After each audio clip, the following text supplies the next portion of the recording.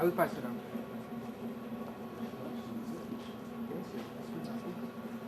You ready? Yes, we can.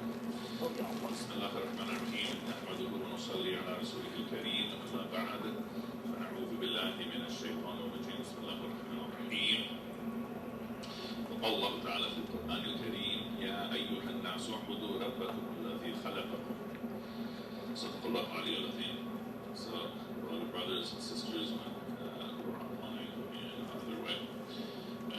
Just to recap a little bit of what we covered last week. Last week we looked especially at ayahs 21 through 25, and there we saw the first three commands of the Qur'an. The first three commands of the Qur'an as the Qur'an is laid out for us page by page.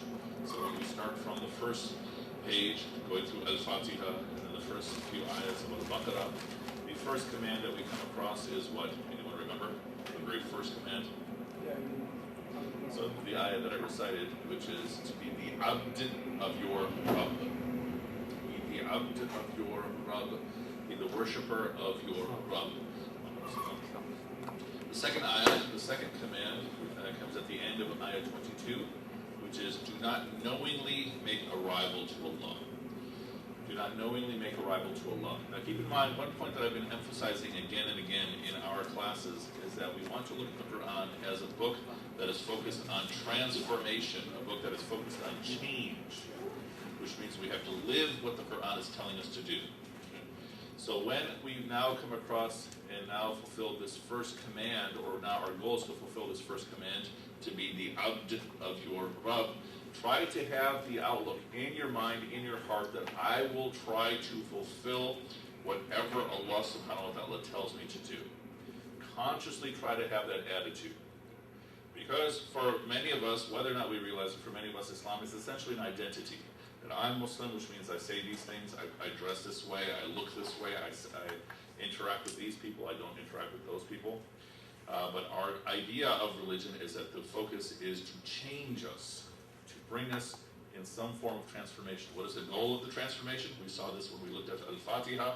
The goal of the transformation is to get closer and closer to Allah. The goal of the transformation is to reach Jannah. And we all know this, but think of this as something you actually have to believe in, and something that has to go through your whole system. So the first instruction now we have is to be the worshiper of your Lord. And the second instruction is anything that you are making as a rival to Allah, turn away from. Or anything that you know you are making a rival to Allah, turn away from. Now, I'm assuming all of us, alhamdulillah, are Muslim, so we already have that practice, that consciousness. But have this as an attitude that when guidance comes, we seek it, we are thirsty for it. When guidance comes, we are not afraid of the thunder, of the criticism of other people. When guidance comes, we trust Allah that we will be okay. We trust Allah that if we obey Him, we will be fine. So that's the first command, second command. The next issue is, what if I'm someone who now receives these commands, but I don't know if I should follow this? I don't have full confidence in the Qur'an. I don't have full confidence in the Prophet, peace be upon him. And that is addressed in ayah 23 and 24, addressing doubt. If I have doubt, if a person has doubt, then this is your prescription. And your prescription is to go and see if you can bring another surah.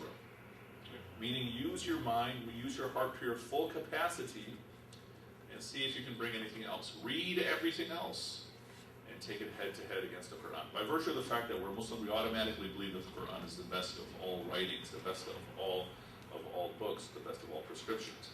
But if you don't have that full confidence, that full conviction, you have to go through and actually look at other books, actually look at other writings, or see if you can write something else. That will help you get satisfaction of the heart when you see that you can't. Now, one point we didn't discuss last time is how you compare. The obvious ways that we often speak of is compare the Arabic of the Qur'an to the other languages. What if you don't know Arabic? The point here is use and approach the Qur'an in every aspect that you can, every aspect that you think of. What is the content of the Qur'an? Just honestly looking at the message of the book itself. And what is the core message? One God. No ilah but Allah. Okay. And look at everything else that the Qur'an tells us. You would be surprised by what you find in other scriptures. Okay. You'd be very surprised that you will find yourself often thinking Why would people believe this? Right? But you're not going to understand what that is until you actually go through and look at these other books. So if you have doubt, go through and read the other books and compare them. Compare them in terms of the way people practice them. Think of how many times in your life you have recited Al-Fatiha, how many more times in your life you're going to recite it. Just those first 7 lines, compared to someone who's singing the same song over and over and over and over again. At some point you're going to get sick of the song. Al-Fatiha, you keep reciting, you keep reciting it, you keep reciting it, you keep reciting it. Sorry, you had a question? Rivals to God. So don't make rivals to God. Andad, don't make anything that's competing with your relationship with Allah. Don't put anything in your mind, in your practice, that is as important to you as Allah subhanahu wa ta'ala. It's very, very simple, very straightforward. But these are things that I might consciously do. There might be aspects of my life where I'm making something a rival to Allah and I don't realize it.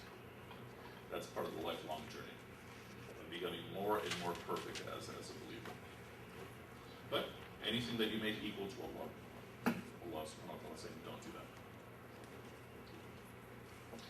So if you have doubt, the prescription is, number 1, bring a surah and bring witnesses along with you who can agree that this is just as good as the Qur'an. And you can't make Allah as one of the witnesses. You can't say, okay, Allah is my witnesses, this is just as good. It doesn't work. But you have to be truthful about your doubt. This is someone else whose goal is to refute Islam, whose goal is to refute Christianity, or to refute and attack Islam. This is not the person who's being addressed here. The person who's being addressed here is the person who wants to know, okay, is this the truth? I have doubt. Later on in the Quran, we have an almost identical challenge for those people who are kafir, who have rejected. It says, all right, you are rejecting, see if you can bring anything just as good. Okay. Here, the people who are being addressed are people who have doubt. I think, I want to believe that this is the truth, or I don't know. So here's what you have to go through. So what is it? It's the basic, it makes sense. Okay? You're going to believe in whatever's the best. Or that's the recommendation here. So use your mind, your heart, to your fullest strength, and compare everything head to head. And then in ayah 24, it's saying, okay, you're not going to find anything as good. You can't do it, you will never be able to do it, you will never be able to do it. So once you have tried, and your heart is satisfied, or you've given up, now work to have taqwa, to protect you from the fire. Work to have taqwa, to shield you from the fire. But again, if you don't go through the process, the doubt will probably persist. And if you don't go through the process, then maybe your issue is not doubt, maybe it's something else, which will inshallah be addressed in different ways later on. And then we have ayah 25, which is the 3rd command of the Quran. And this is where things get very interesting and surprising. Give good news to those who do right, to those who believe and do right, that they will have gardens beneath which rivers flow. And they'll eat of the fruit, and they'll recognize these fruits as something they had before, and that's what they will be given, something like that. And they will have pure companions, and they will be there forever. So the 3rd command is that we have to give each other this reinforcement. I gave one way to fulfill that, and that is to say, Jazakallah, Jazakallah, Jazakumullah. You can also say, Barakallahu fikum, may Allah bless you. May Allah reward you, say it in whatever language. But the point is, say it. And we spoke about some of the benefits. Some of the benefits are you're giving each other reinforcements. This is especially important in our society for 2 reasons. One, there's not very much reinforcement of each other that we do for each other.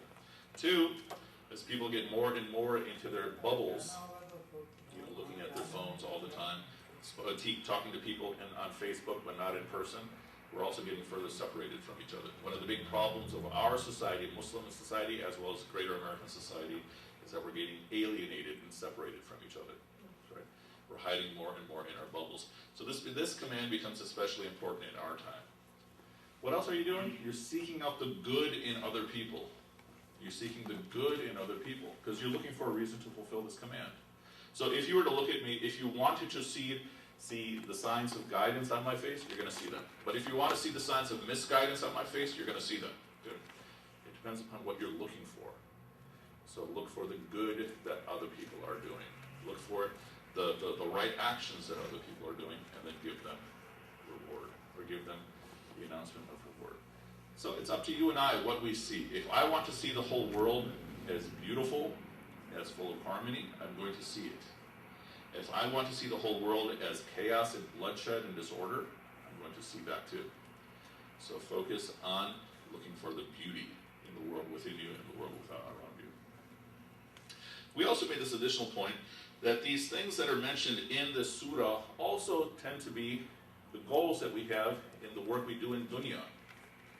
We look for ownership. We work in this job, in this career, so I can have a house, so I can have a car, so I can have a family. Or I'm working so that I can see the fruits of my effort. Right? This is what a teacher often does. This is what a farmer might do, or a gardener, that I'm putting my effort into this because I want to see the result. Or I might be doing this work for companionship. Or I might be doing this work for a sense of legacy. I've contributed to my world. You know, I started a new summer semester at Loyola this past week, and every day, every first day of class, I asked them, okay, why are you taking my class? As well as, what are your goals after graduation? And this past week, I've been going through their emails for what are their goals after graduation. And a few people said, I want to leave the world better than it was when I started. Right? So, mashallah, the students still have this belief, this goal. But the goal is, for many of us, especially in our later parts of our career, is a sense of eternity, that, okay, I've made things better, or I've contributed. And the promise here is that we get all of these with Allah subhanahu wa ta'ala. Okay. So the goal for today is to go through ayah 26 and 27. Those two ayahs go together. And then ayah 28 and 29. And then, if time permits, and I'm sure it will, inshallah, we're going to get into ayahs 30 through 39. And chances are that if we finish all of this material today, then next week we will do a complete review of everything. Now the class goes all the way, we still have, after today, 2 more classes. And so the goal is that if we don't finish the material today, then we'll finish it next week, inshallah. But if we finish all the material today, we will do the review next week. And for the final class, we'll either have an open conversation, or we will give an introduction to Ramadan, preparation for Ramadan. No more test, no test. We can have a test, maybe an in-class or a take-home exam. That might be a good idea, actually. You want test? No, I'm just kidding, because being a teacher, I'm so used to test. Yeah, absolutely. Yeah, I should make some sort of accountability. Then no one will attend class anymore. Okay. So let's begin now with ayah 26 and 27.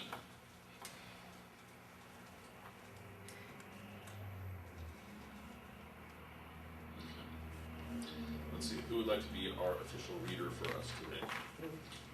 Anyone want to read? I'm often going to make Brother Conyers a reader, but he's not here yet. Who'd like to read? Okay, ayah 26 and 27. God does not shy from drawing comparison, even with something as lowly as again, Isn't that? higher. The believers know it is the truth from their Lord, but the disbeliever says, what does God mean by such a comparison? Though he makes many go astray and leads many to the right path. But it is only the rebels he makes go astray. And read the next ayah too. Those who break the covenant with God after it has been confirmed, who serve the bonds that God has commanded to be joined, who spread corruption on the earth, these are the losers. Okay, good. Just that one. So one of the criticisms that the Prophet, peace be upon him, received from the Quraysh, from the people who were opposing him, was, okay, what kind of Lord are you speaking about? Who speaks about these insignificant things? Bugs, mosquitoes, spiders, ants, right? We think of all the names of the surahs. We have a Nahl, we have a bee, we have a Namal, we have the ant, then we have Ankabut, the spider. And here, the criticism is, okay, Allah is so high, and your book is speaking about these things that are so insignificant. That doesn't make any sense. This is one of the criticisms that he receives. And this was one of the responses. Why is it fine? Here it says Allah does not shy away from these things, about speaking about these things that are so small or above that. Why? Why is it, from our perspective, not a big deal that Allah subhanahu wa ta'ala speaks about ants and bugs and tiny things?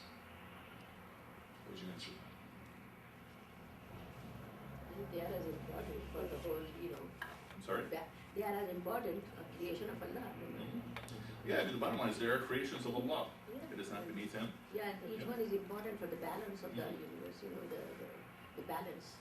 Especially when we speak about pollution. There's a lot of conversation about what will happen when all the bees are gone. Yeah. The And butterflies are already gone. I'm sorry? Butterflies are already gone. Yeah, we're losing butterflies. We're losing all these insects. Bees also. Yeah, bees also. There's a famous line which is attributed to Einstein. Maybe he said it, maybe he didn't. He said that if all the bees are gone, 4 years later, all of humanity will be gone. And the basic idea being that everything is interconnected, right? But in terms of our simple core perspective here, is that these are all creations of Allah.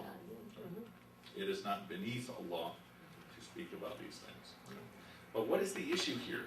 Sometimes people have difficulty believing in Allah because they decide in advance this is what Allah is supposed to be like. And these things don't fit. So in my classes, when I have the students debate, okay, prove to me that God exists, prove to me that God doesn't exist. Many people who say proof that God doesn't exist is that we have bloodshed in the world, we have evil in the world, we have killing and exploitation. This can't happen with God. We're saying no. That this is a system that Allah has set up. Allah has allowed these things. So what is one point here? First and foremost, that Allah does not shy away from using these very, very small, insignificant things to make important, big lessons. Right? Think of the lesson in Surah Al-Ankabut, that the house of someone who rejects is like a spider web, and the weakest of all houses is a spider web. Think of how profound the teaching is from speaking of something as simple and insignificant as a house, or as a spider. In addition, there's another lesson that people take from this ayah, that the wisdom of the Qur'an is something that is for everyone, regardless of what your education level is at. That you can be someone who is a super advanced scholar, super educated, you have all kinds of initials after your name, or you can be someone who doesn't even know how to read. And the wisdom of the Qur'an is available to you. You don't have to become a super huge scholar to appreciate and benefit from the wisdom of the Qur'an. It's for everyone. Because everybody understands these analogies that we've been reading. You don't have to be some super advanced person. Now there are benefits, of course, to scholarly study. There's huge benefits there. But the point is, for the basic understanding, you can be at any level. You look like you went to a 6. Well, actually, why don't you give us a literal translation, since you are a scholar of Arabic?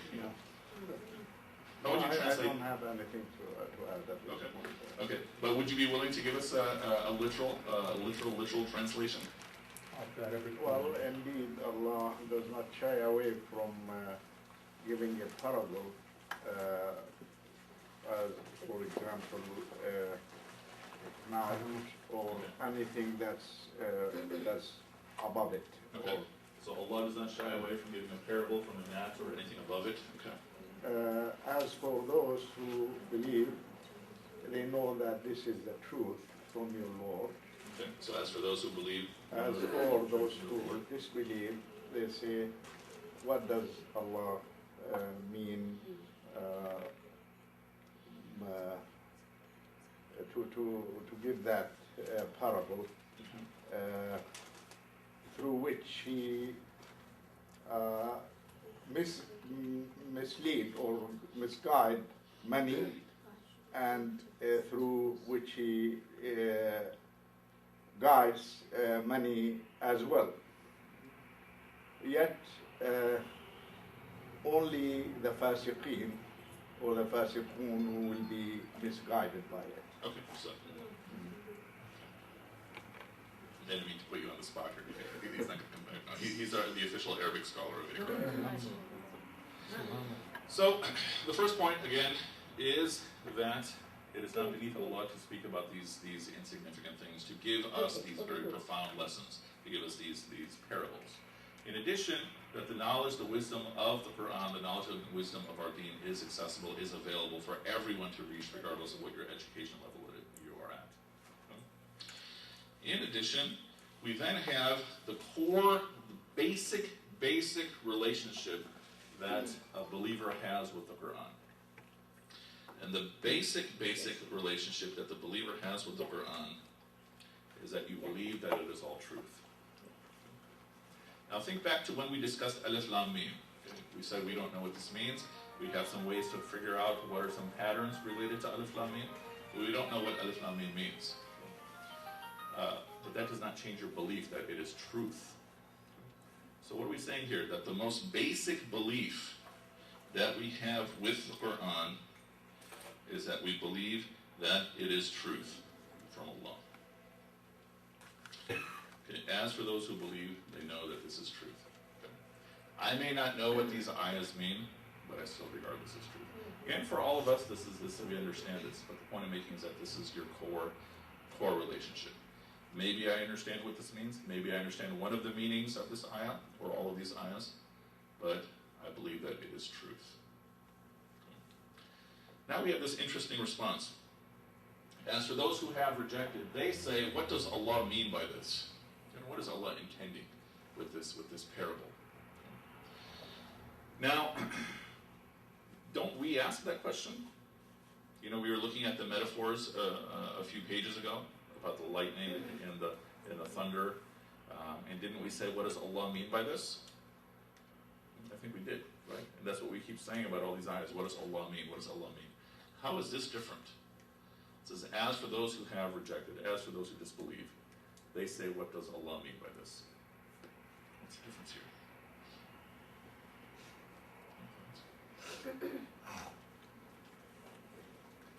Here, these are people who have already rejected. They've already rejected. And they're saying, what does Allah mean by this? This is mocking. You know, in our day we have a few atheist fundamentalists, atheist preachers. One is Richard Dawkins, one is Christopher Hitchens, one is Bill Maher. I don't know if you've heard of these people. These are people who publish books, who have TV shows, who have videos, basically attacking religion, attacking belief in God, so forth and so on.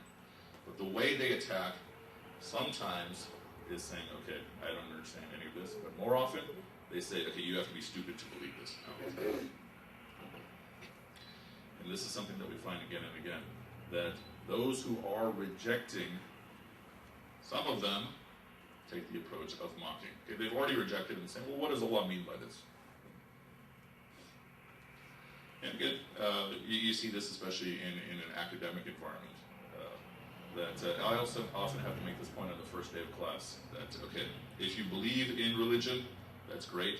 If you believe religion is foolish, that's great, but what's expected to you in this class is that you know your material. Okay. I've had students who've submitted papers, 4-page paper, 2 pages, 3 pages will just be making fun of Islam, making fun of religion. And then they'll get a bad grade. Why did I get a bad grade? Okay, the paper wasn't asking, what do you think of religion? The paper is, tell me about this or this.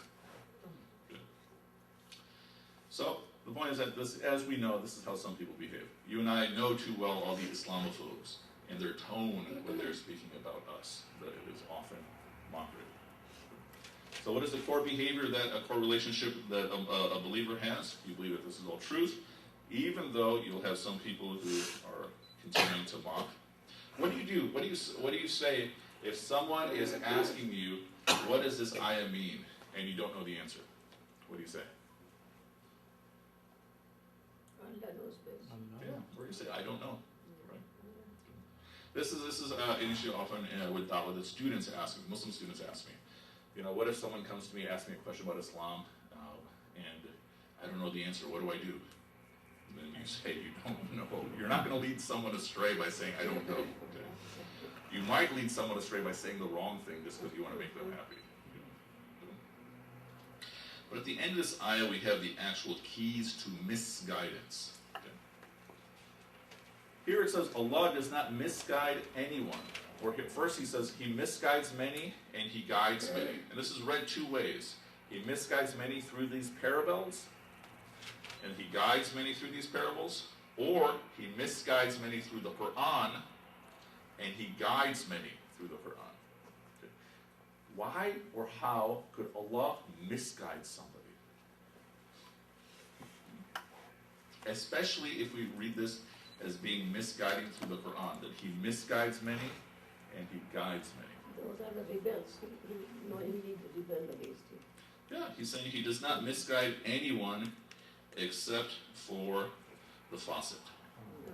So it's not the person, is it not that the person, because of his own Mhm. misunderstanding of Mhm. the verses of the Qur'an, Mhm. misguides himself, Mhm. and not it is that Allah wants to misguide him?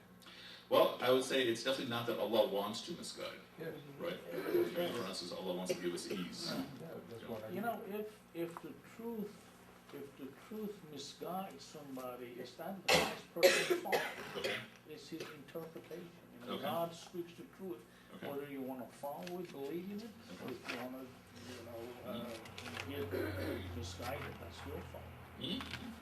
So, as we said, that the core relationship is you regard this as truth, but the question is then, yeah, I mean, we're not blaming Allah in any way for the You know, misguidance. these all these questions.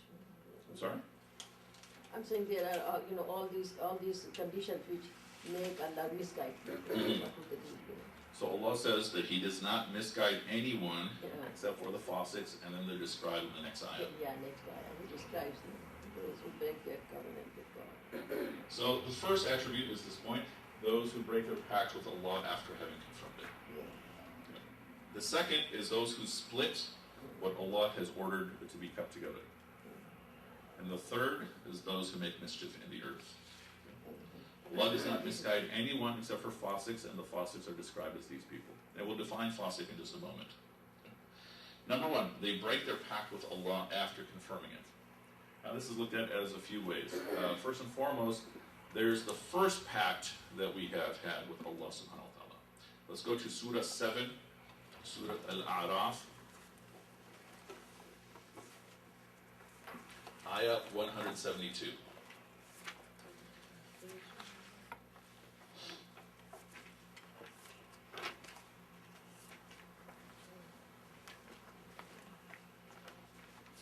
And whoever gets there, please tell us what page it is.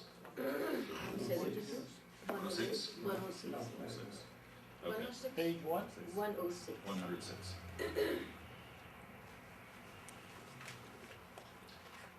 This is Alastu bi Rabbikum. Very famous, huh? All right, who would like to read for us Ayah 172? Please. 167. 172. Page number actually 106. Prophet, when your Lord took out the offspring from the lines of the children of Adam and made them bear witness about themselves, he said, "Am I not your Lord?" And they replied, "Yes, we bear witness. So you cannot say on the day of resurrection, we were not aware of this." Okay, very good, Jazakumullah. So there's this event in our history, almost like our prehistory, where Allah subhanahu wa ta'ala took all of the children of Adam, peace be upon him, meaning all of us, and He said to all of us, "Am I not your Rabb?" And we said, "Bala, yes you are." Yes, you are. Right. So someplace, at some point in the past, before we were all born, all of us said to Allah, we all confirmed to Allah that Allah is our Rabb. And from this, people generate the idea, and this is one of the connections that people generate the idea of the fitrah. So in the fitrah, we believe that everyone is born on fitrah. The Prophet, peace be upon him, says that everyone is born on fitrah, then their parents make them Jewish or Christian or what have you, right? The Hadith says everyone's born on fitrah. The Hadith doesn't say everyone is born Muslim. Okay? Everyone is born on fitrah. Now, what are some of the elements of the fitrah? One, everyone is born with some sort of consciousness of Allah.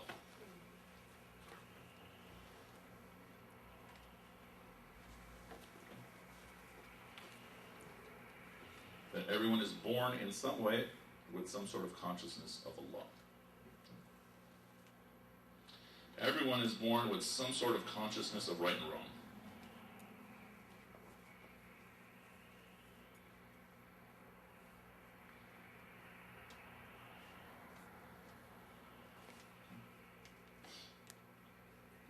innately, instinctively, you have a sense of right and wrong. And you've seen this perhaps with little children. They know when they're reaching boundaries that they're not supposed to cross. Right? That's usually when they start behaving. Right? I have this. I'm holding this knife. I know it's going to be taken away from me. So if I just act quiet, it won't go away. Right? But this is also something that can be corrupted.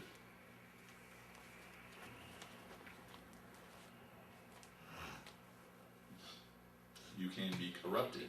So this sense that you have of this connection with Allah can be corrupted. The sense that you have of right and wrong can also be corrupted. For example, if you have someone who's raised in a casino, they're going to think that the whole world is like a casino. This is what Ross Perot used to say when he was running for president 20 years ago. But it is also, you are also purifiable. So you can be corrupted, but you can also be fixed. You can be corrupted, but you can also be purified. Tazkiyah.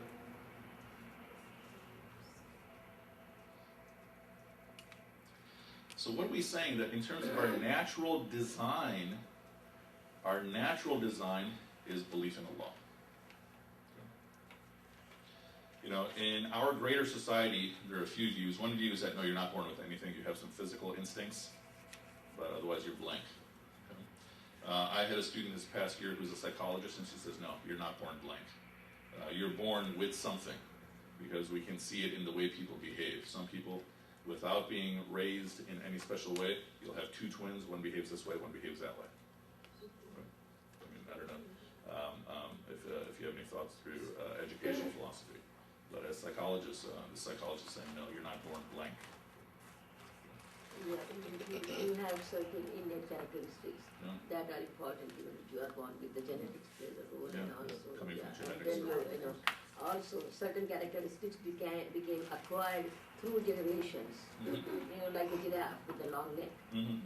So so is the human being. So that became the like the Pathans, they just get upset and angry. I know. That's why I'm saying, because I know it. So part of the point here is that over the course of generations, you might even acquire some characteristics. Yeah.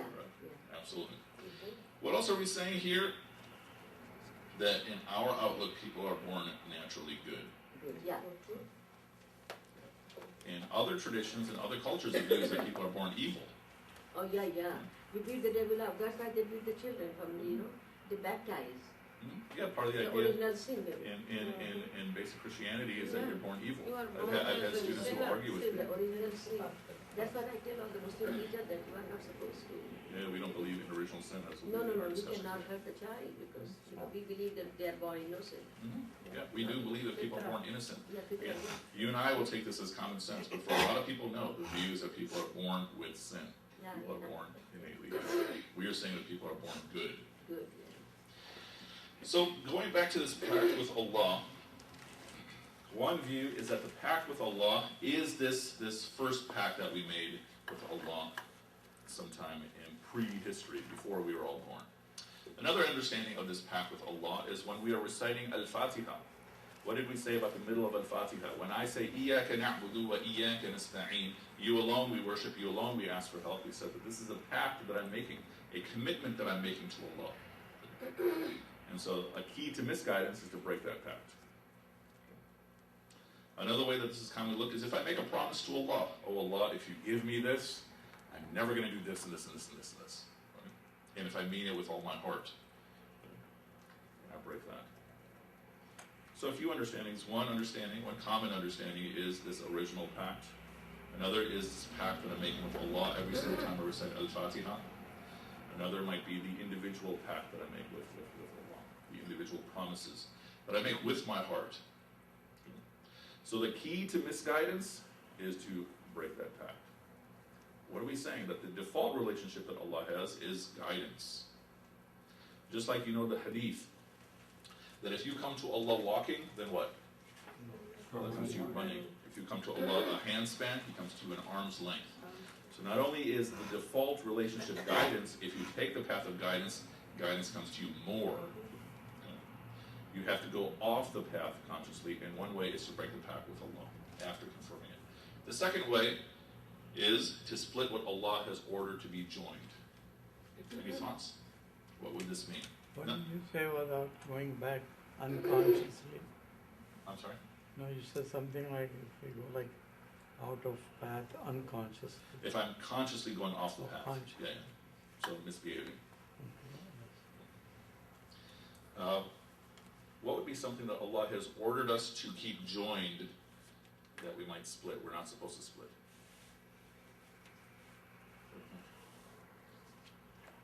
What is something that Allah ordered us to keep together that if you break it, it would be bad? And your family, especially your family. We have an obligation to keep our ties with our relatives. An obligation to keep our ties with our relatives. So much so that some narrations say that if you break this relationship, these relationships with your family, Allah breaks this relationship with you. Or that Allah is going to call up that relationship and question it on the Day of Judgment. So think about the relationships that we have with each other. This is hard. This is hard in our era. Again, we're alienated. This is hard, especially in terms of our relationships with our friends, even. But so far, nothing has been defined. But these are things that I think we can figure out. What are some things that Allah ordered us to keep together that these people split? So the second way to get misguidance is to split these things. And the third way is make mischief in the earth. Cause corruption in the earth. So look at these three relationships that we see here. The keys to misguidance. 1, break your relationship with Allah. 2, split your relationship with humanity, with others. And 3, make mischief in the earth. We have 3 relationships here, with Allah, with each other, and with the earth. And think about this seriously. I drive all over the city and metropolitan area. So on a given day, I might drive 100 miles, 150 miles. And think of how much pollution I'm causing. Even though I might be doing, inshallah, pious works and good works and this and that. Think of how much corruption I may be causing through the pollution. And think about this seriously in terms of, especially for most of us, 2 and 3. Number 1, we're here. If you're here to learn about the Qur'an, so obviously you have some consciousness about your relationship with Allah. But think about this in terms of our relationships with each other. Second time we have this discussion. The first time was last week with this ayah about giving each other good news. And now we have this issue of a key to misguidance is to split these things. And the third issue here is making corruption in the earth. What else is common among all 3 of these? What is the key? The key to misguidance? In fact, I'll write it separately. What is the key to misguidance?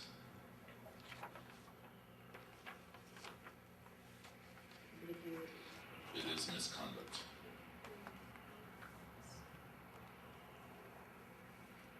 Very simple. Misconduct in your relationship with Allah, misconduct in relationship with others, misconduct in relationship with the earth. It's basically what it comes down to. It's action that can lead to misguidance. Because over and over again when we speak about the people of belief, you cannot have good belief and have bad character. Right? It is not possible. You cannot have iman and have bad character. And so the higher or the more level of belief, or the deeper level of belief that you have, also the stronger your character is. And also, some say the stronger that your adab is, your politeness, your manners. This is the interesting thing about people who have a very high spiritual station. Often in our cultures we think that they can do special powers. No one knows best about Qur'an. But here, at the very least, they often have very, very good character, very good manners. Different from someone who looks like a Muslim in dress, but their conduct is really horribly bad.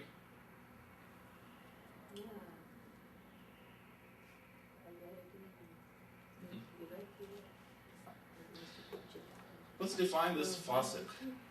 What is a fasiq?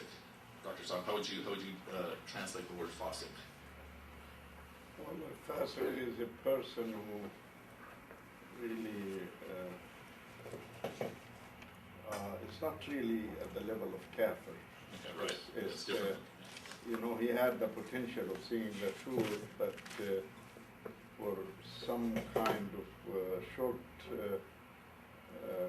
coming or interest or something, he chose to deny the truth rather than confirm the truth.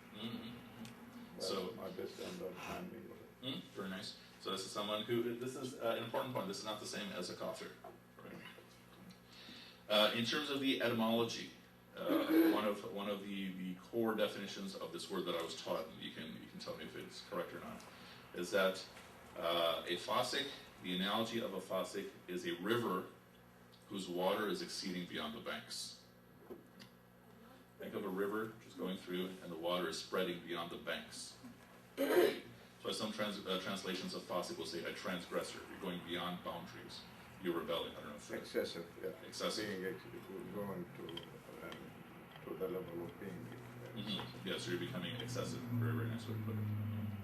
Think about this in contrast with taqwa. Okay. At taqwa, when we discussed taqwa at the beginning of the surah, we said what? They are on guidance and they have success. Here, in the fasiq, it says they have misguidance and they're losers. And what is the narration about taqwa? The companions are speaking to each other. They said taqwa is what? You're walking through a forest of thorns. Yeah. All you have is a thin shroud, a thin sheet. And what do? You bring it close to yourself. What is the fasiq? The fasiq is excessive. The person of taqwa is on guard. So in one way, the person of taqwa is the opposite of the fasiq. The fasiq is the one who's just letting loose. The taqwa is the person who is on guard. So the key to misguidance is misconduct. Misconduct in these three relationships. Your relationship with Allah, your relationship with humanity, your relationship with the earth.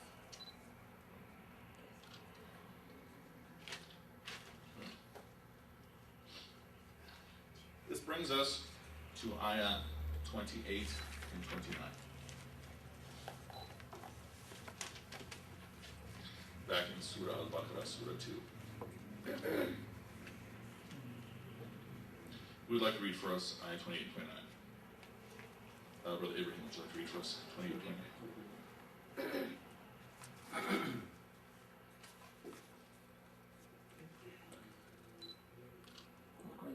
Okay. How can you ignore God when you were lifeless and He gave you life? Then He will cause you to die. Then resurrect you to be returned to Him. And read 29 also. It was He who created you, all that is on the earth for you, and turned to the sky and made the seven heavens. It is He who has knowledge of all things. Okay, very good. So how can you reject it, Allah? You are dead and He gave you life, and then you will die and you will return to Him. This is a very simple, rational argument. You are going to die. Okay, this is where everybody agrees. You are going to die. Your experience in this world is temporary.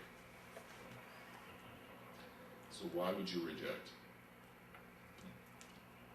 And in addition, you are going to go back to Him. So for the believer, especially why would you reject? Because you're already believing you're going to go back to Allah. For anyone else who is rejecting, why would you? You are going to die. Now let's take this point a step further. When you think about your own akhirah, your own day of judgment, we don't know. Maybe one of us, Allah knows best, might die tonight. Maybe one of us might not die for 40 years. So we don't know. In fact, one of my uncle's nephews, he went swimming, literally, I think it was a week ago, and something happened when he went into the water, and he got hurt, and then went to the hospital, and then he died by the time he got there. He was 20 years old. You and I know this, we have many, many cases, examples right in our lives of a person who dies suddenly, or even after a long disease. So think about your akhirah. Think seriously about your akhirah, that you are going to return to him. And think about your akhirah from the perspective that it's almost as though you're on a train headed to the Grand Canyon and you can't get off. It's inevitable. It cannot be stopped. Now, what is the trick that shaitan makes you feel when you think about your akhirah? Usually one of two tricks. Okay? One trick is that you worry and you're terrified, and that's it. Okay? The other trick is that you don't care. Yeah, it's coming. Okay? What should you do if you feel worried and fearful about your akhirah? Like, think about the fact that right now, think about it right now, that on the Day of Judgment, you're going to be called by name, just you, individually, alone, and all these choices that you've made in your life, you're going to be held to account. For most of us, that will probably make us at least afraid in some way, maybe tremendously afraid. But Shaitan's trick is to only make you afraid. What should you do if you feel afraid? You should do something immediately that will help your situation in your akhirah. So if you feel terrified about your akhirah, say subhanallah or alhamdulillah. Because now you just improved your situation in your akhirah. Allahu Akbar. So one of Shaitan's tricks is essentially to say that you're doomed, you have no hope. The other trick from Shaitan is to make you have no fear. For that takes more effort. But at the very least, say, A'udhu Billah. So what am I saying here? Is that you should have this consciousness that you are going to be facing Allah. There is no escape, which I think most of us have in different levels. But when you think about it, you should definitely think of it as something huge and horrendous. I mean, we're talking about the Day of Judgment. But say Alhamdulillah or La ilaha illallah. Even something small that will help your situation. So otherwise, if you don't, then it's just Shaitan making you afraid. It's like, okay, I'm afraid that if I keep smoking, I might get sick if I just keep smoking. Okay. The point is, you do something to fix the situation.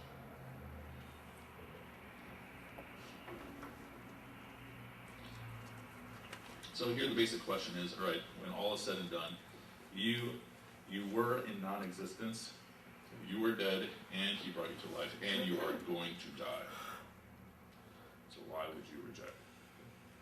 But then on top of that, what do we see in Ayah 29? He made for us all that is in the earth, and then he turned to the skies, and he made the skies, he made the 7 skies, and he has knowledge over all things. So again, what is our relationship here with the earth? Well, first relationship with the earth is that the earth has all been made for us. Think back about the exercise we did last week, when we said think of the earth as a wide resting place. Think of the sky as a roof. Think of water coming down from the sky. And think of the fruits that are coming through there as our sustenance, and then put it all together. So here, one aspect of our relationship with the earth is that the earth is made for us.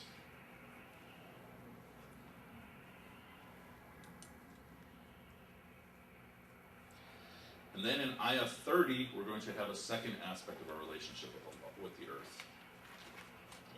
And that is that we are also Khalifa on the earth.